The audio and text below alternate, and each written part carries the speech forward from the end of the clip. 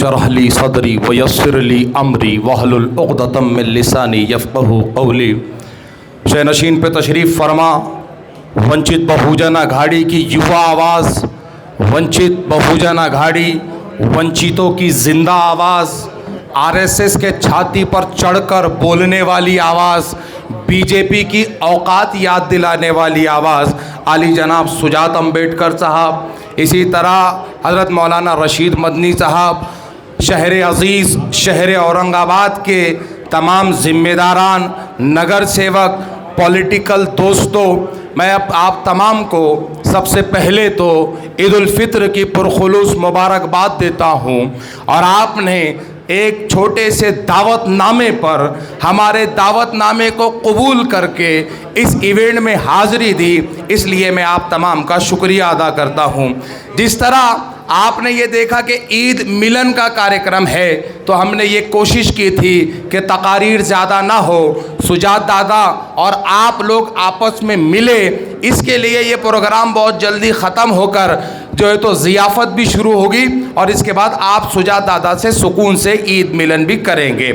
آج جس عنوان کے تحت عید ملن کے پروگرام کے تحت ہم لوگ یہاں جمع ہوئے ہیں، تو مسلمان یہ بات بڑی اچھی طرح جانتا ہے کہ عید کا پیغام، عید کا جو اصل مقصد ہے، عید کا جو فلسفہ ہے وہ یہ ہے کہ ہم کو غریبوں سے محبت پیدا ہو، ہم کو یتیموں سے الفت پیدا ہو، ہم کو بھوکے کی تکلیف معلوم ہو، ہم کو یتیم کی تکلیف معلوم ہو۔ ان تمام احساسات کو جگانے کے لیے سال میں ایک مہینہ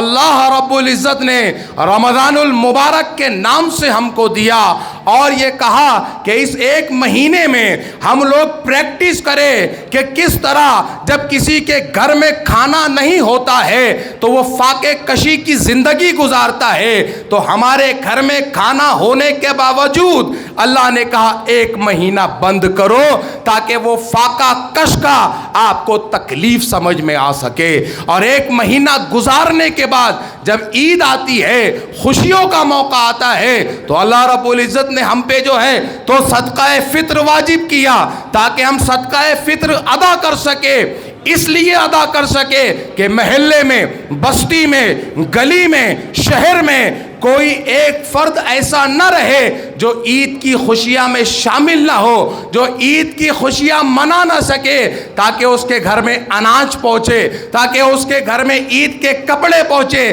تاکہ وہ عید کی نماز کو سب کی طرح، کیا امیر کیا غریب، سب کی طرح وہ عیدگاہ آتا ہے، اور پھر وہ منظر عیدگاہ کا سمجھ میں آتا ہے کہ ایک ہی صف میں کھڑے ہو گئے محمود و ایاز، نہ کوئی بندہ رہا نہ کوئی بندہ نواز، بندوں صاحب و محتاج و غنی ایک ہوئے، تیری سرکار میں پہنچے تو سبھی ایک ہوئے۔ یہ پیغام عید کا ہے،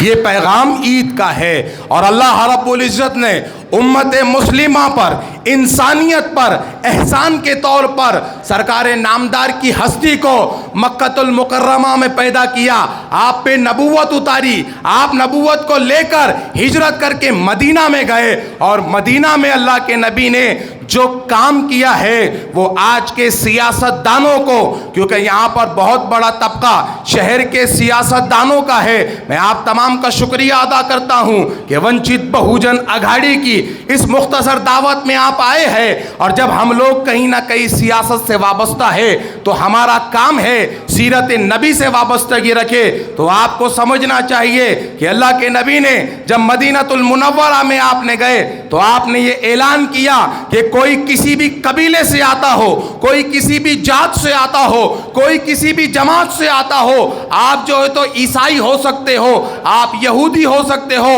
آپ کسی بھی دھرم سے آ سکتے ہو، آپ سے اللہ کے نبی نے یہ اعلان کیا کہ جب ہم ایک شہر میں رہتے ہیں تو اس شہر کو مضبوط کرنے کے لیے چاہیے کہ تمام دھرم کے، تمام مذہبوں کے، تمام فرقوں کے لوگ ایک جگہ آئے تاکہ شہر کو مضبوط کیا جا سکے۔ آپ نے کہا کہ اگر کوئی باہر کا دشمن جو ہے تو آپ کے قبیلوں پہ حملہ کرے گا تو مسلمان آپ کے کندھے سے کندھا لگا کر آپ کی حفاظت کرے گا، اور آپ نے یہ بھی کہا کہ اگر کوئی باہر والا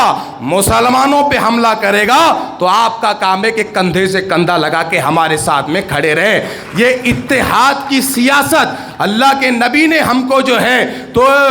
تاریخ میں سکھائی ہے, اور اس کا عملی جامہ پہناتے ہوئے ایک اللہ کا احسان ہے کہ مہاراشٹر میں ونچت بہوجن اگاڑی علی جناب پرکاش امبیڈکر صاحب کی قیادت ہے, جنہوں نے الگ الگ سماجوں کو ساتھ میں جوڑنے کا کام کیا. مسلمانوں کو ساتھ لیا, ایس سی کو ساتھ لیا, ایس ٹی کو ساتھ لیا, او بی سی کو ساتھ لیا, بنجاروں کو ساتھ لیا, ان تمام مذاہب مسالک اور الگ الگ جماعتوں کو ساتھ لیا جن کے طرف کوئی دیکھنے والا نہیں تھا, اور سب کو ایک جگہ جمع کر کے ایک پکش بنایا ونچت بہوجن اگاڑی. اور دھرنے آندولنوں کے ذریعے, نگر سیوکوں کے ذریعے, کبھی جو ہے تو ہاؤس میں, کبھی ہاؤس کے باہر آواز کو اٹھانے والی جماعت ونچت بہوجن اگاڑی بنی. آج آپ تمام ایک چھت کے نیچے دیکھیے, ہم الگ الگ مذہبوں کے لوگ بیٹھے ہوئے ہیں اور ہم عید کا جشن منا رہے ہیں. اسی اتحاد کو پیدا کرنے کی کوشش پورے مہاراشٹر میں ونچت بہوجن اگاڑی کر رہی ہے, اور ہم انشاءاللہ کریں گے, کیونکہ ونچت بہوجن اگاڑی کا ایک صاف صاف فلسفہ ہے کہ ونچت کے منچ سے انسان ملتا ہے. یہاں پر رام ملتا ہے, یہاں رحمان ملتا ہے. یہاں نہ کوئی ہندو ہے, نہ مسلم ہے, نہ سکھ ہے, نہ عیسائی. یہی وہ منچ ہے جہاں سارا ہندوستان ملتا ہے.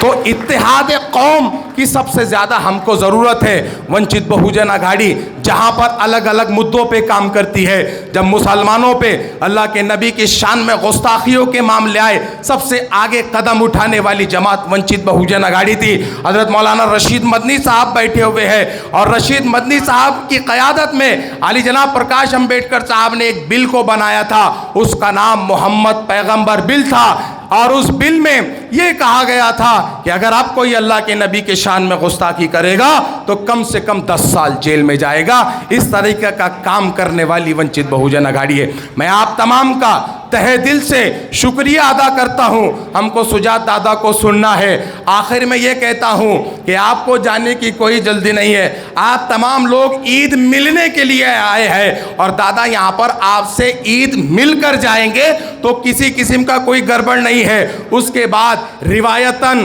جو ہے تو ضیافت کا انتظام کیا گیا ہے. جو عید کا ایک روایت ہے کہ شیرخرمے کی بات کی جائے تو شیرخرمے کا انتظام کیا گیا ہے. آپ تمام کو ونچت بہوجن اگاڑی شہر اورنگ آباد کی طرف سے یہ دعوت دی گئی تھی. آپ تمام آئے, آپ تمام کا میں شکریہ ادا کرتا ہوں. آج کے آرگنائزرز کے لیے آپ تمام کی طرف سے کہتا ہوں کہ اگر محبت کا امکان ہوتا تو گھر میں میر کا دیوان ہوتا, گر نہ آتے تمہاری محفل میں سوچتے بہت نقصان ہوتا. وآخر دعوانا ان الحمدللہ رب العالمین. اب جس شخصیت کو سننے کے لیے پورا مہاراشٹر بے چین رہتا ہے, جس شخصیت کو نہ بولے جائے اس کو روکنے کے لیے پورے چڈی دھاری پریشان رہتے ہیں, جس کو دیکھ کر بی جے پی کے آنکھ کو کاٹا آتا ہے, جس کو دیکھ کے نوجوان نعرہ لگاتا ہے, ایسی شخصیت سجات دادا امبیڈکر سے میں درخواست کرتا ہوں کہ وہ آئے اور آپ سے خطاب کرے. علی جناب سجات امبیڈکر صاحب.